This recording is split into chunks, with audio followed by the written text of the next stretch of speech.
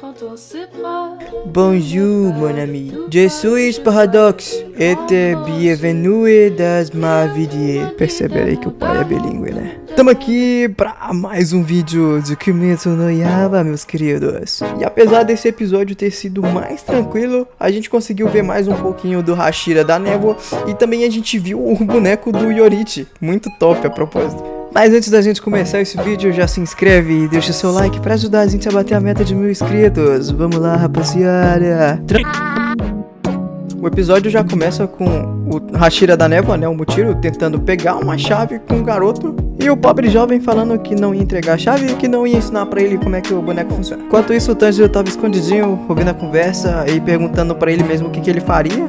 Mas ele não devia ficar ouvindo a conversa dos outros pelos cantos. Porém, se eles estivessem brigando, ele deveria impedir que os dois brigassem. Tadinho, o menino Tanjiro é um menino muito bom, né, velho? Que orgulho. E é nesse momento aí que o Muchiro dá um tapão na cara do garoto. E fazer o quê, né? O menino Tanjiro não se aguenta. Ele sai do mato gritando: para com essa merda aí, meu irmão. Sai pro time, mano. O que você acha que tá fazendo? Tira as mãos dele. O Tanjiro fala pro Muchiro. Coisa linda. E com todo aquele ego de Hashira que o Muchiro tem, ele fala: sua voz é irritante. E aí o Tanjiro responde e pergunta como é que ele pode fazer isso com uma criança. E tenta tirar a mão do Muchiro de cima do garoto. Bota força, né, pro Hashira da Névoa largar o garoto, mas o Hashira nem se move, mano. Mesmo o braço dele sendo mais fino que o do Tanjiro e o corpinho menor, ele nem se mexe. Nesse momento, o Muchiro pede pro Tanjiro tirar as mãos de cima dele e dá uma cotovelada na barriga do Tanjiro, fazendo com que o Tanjiro caia no chão sem ar. E aí ele fala que o Tanjiro é fraco e que ele só conseguiu entrar no esquadrão de exterminadores devido a um milagre. O Tanjiro caindo no chão, né? O Muchiro sente a presença da Nezuko caindo da caixa, né? Saindo da caixa, a presença dela. E aí pergunta o que era isso e se podia ser um Oni. Quando ele vai levando a mão na caixa, o Tanjiro só olha pra ele e fala: não toque nela. E aí o Muchiro se distrai e o Tanjiro pega o garoto e bota no chão. O garoto pede pro Tanjiro soltar ele porque ele acha que o Tanjiro também quer alguma coisa, entendeu? O garoto começa a falar que mesmo que torturem ele, ele não vai entregar a chave, porque mais uma vez só o boneco pode quebrar. E aí o Muchiro começa a ser super arrogante, afinal ele é um Hashira e ele pode ser arrogante. Começa a falar que o moleque é burro, e daí se o boneco quebrar, é só fazer de novo. E complementa mais ainda, falando pro moleque: quantas pessoas você acha que vão morrer enquanto você fica com essas bobagens? Isso é o que significa atrapalhar o trabalho de um Hashira. O tempo de um Hashira vale muito mais que o tempo de vocês. Se você pensar um pouco, vai entender. Ferreiros não podem lutar. Você não pode salvar a vida das pessoas, porque fazer armas é tudo o que você sabe fazer. Após dizer tudo isso pro garoto, o Muchiro estende sua mão pedindo a chave e diz pro garoto: lembre-se do seu lugar sempre que agir, já que você não é um bebê. E aí o Tanjiro dá um tapinha na mão do Muchiro, é muito bom. E aí começa outro dialogozinho do Tanjiro falando que o Muchiro não tem o mínimo de noção e que por algum motivo ele não gosta do Hashira da Névoa. O Muchiro não entende e pergunta se o Tanjiro acha que isso é crueldade. O cara não tem um pingo de noção, velho. Enquanto isso, o ferreiro que forja as armas do Tanjiro tá só assuntando a conversa no meio da floresta. O mesmo ferreiro que tá sendo perseguido pela vila por ter fugido do serviço dele. Aí o Tanjiro começa aquele discurso dele: ferreiros têm habilidades incríveis, completamente diferentes das nossas. Por isso, se eles não forjassem nossas espadas, não poderíamos fazer nada, não é? Espadachins e ferreiros precisam uns dos outros. O Tanjiro é muito bonzinho, cara, puta que pariu. Mas o Muchiro fala que não tem tempo pra ver o discurso do protagonista e apaga ele com um tapão.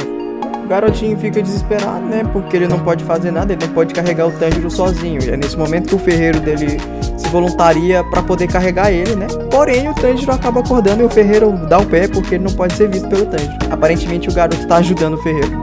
Mesmo assim, o Tanjiro tem a impressão de ter ouvido a voz do ferreiro dele. Ele acorda com a cara muito engraçada. Esse anime de Kimetsu, ele tem uma animação muito boa, velho. Mas ao acordar, o garotinho já havia entregado o boneco pro Hashira da Névoa. E aí o Tanjiro começa a perguntar o que um Hashira poderia querer com aquele boneco de treino. E o garoto diz que aquele boneco mecânico pode superar um humano e é capaz de fazer até 108 movimentos, sendo um boneco bem especial. E na caixa do boneco tá escrito boneco mecânico Yorichi tipo 0. Ou seja, esse boneco foi baseado no irmão gêmeo do Lua Superior 1, o Kokushiba. Ou seja, esses 108 movimentos provavelmente fazem parte da respiração do sol. Ou não vou dar spoiler. O garoto também complementa que o boneco pode ser usado em treinamento de combate. Seria um treinamento muito eficaz, já que ele reproduz 108 movimentos. É nesse momento que a conversa dos dois é interrompida por um estalo. Barulho de metal batendo no outro. E o garoto diz que a luta começou. E é nesse momento que o Tanjiro fica surpreso, porque o boneco tá lutando contra um Hashira.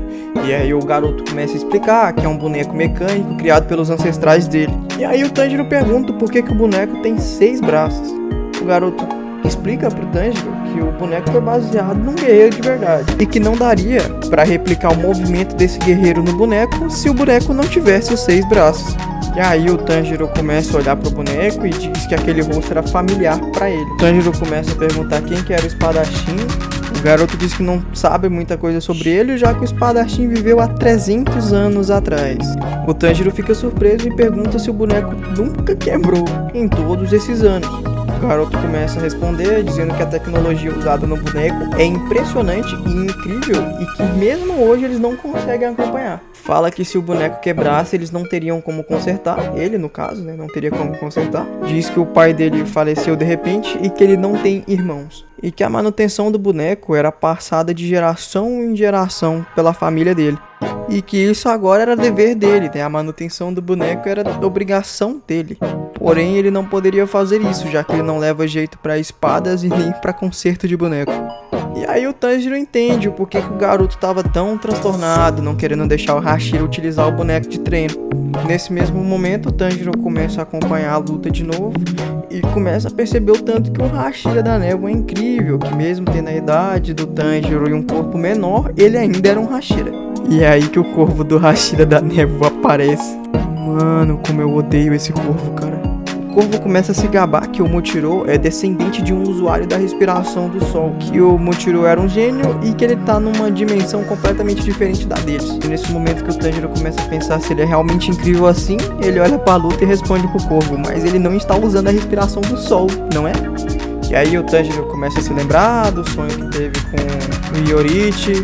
E aí o corvo começa a debochar do Tanjiro, perguntando se ele já teve no vilarejo antes, que não sei o que, e pergunta que bobagem e não me faça rir.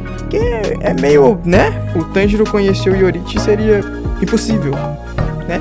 Porque 300 anos atrás não é muito possível pro Tanjiro. E aí o garoto conforta o Tanjiro e diz sim que é possível, que poderia ser uma memória genética.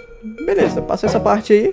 Corta pra cena do Tokito acertando a espada no boneco, né, do Iorichi e quebrando a armadura.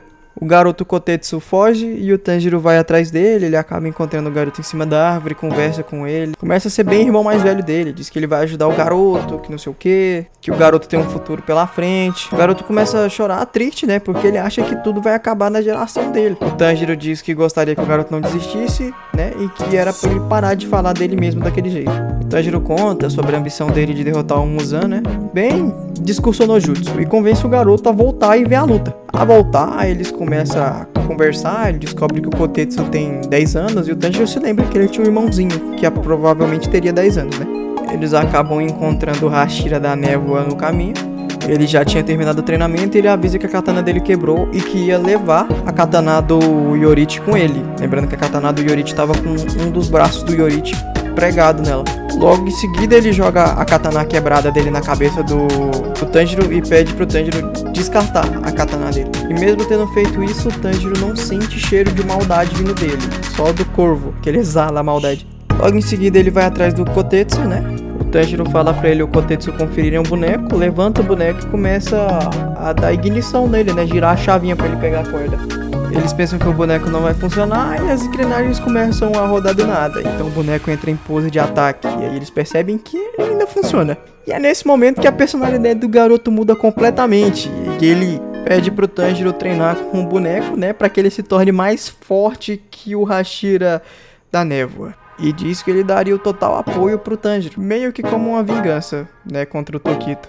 E aí que começa o treinamento do Tanjiro, né? No começo, o boneco do Iorichi começa a usar uns porretes de madeira, porque se usasse espada ele acaba matando o Tanjiro. E tudo isso com o intuito de superar o Tokito e menosprezar ele. Não o Tanjiro, o moleque queria que o Tanjiro menosprezasse o Tokito.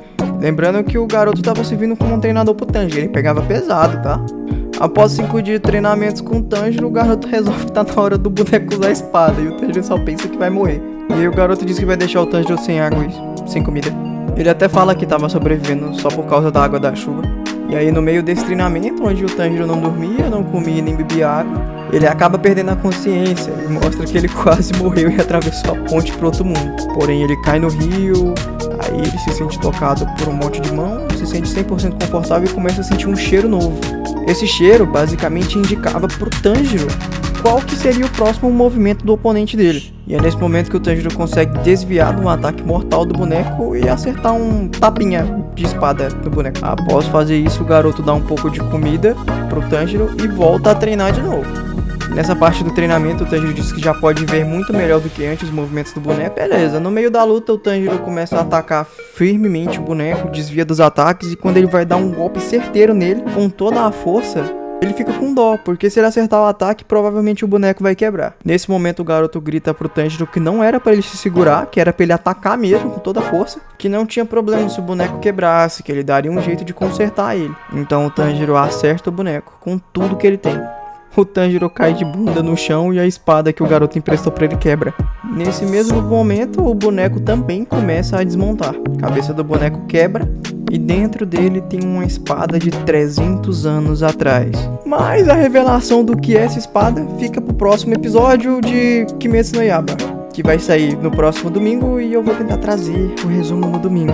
Ou não, porque eu não sei como é que vai ser o procedimento, mas na segunda é certeza. Eu espero que vocês tenham gostado, foi tudo que aconteceu nesse episódio. Galera, o próximo episódio vai ser muito foda, tem muita coisa pra acontecer, tá? Se quiserem alguma coisa resumindo o que pode acontecer no próximo episódio, fala com nós que até sexta eu lanço um vídeo novo pra vocês. Falou! Lembrando aí, pô, se inscreve no canal e ajuda a gente a bater a meta do cativeiro de otaku.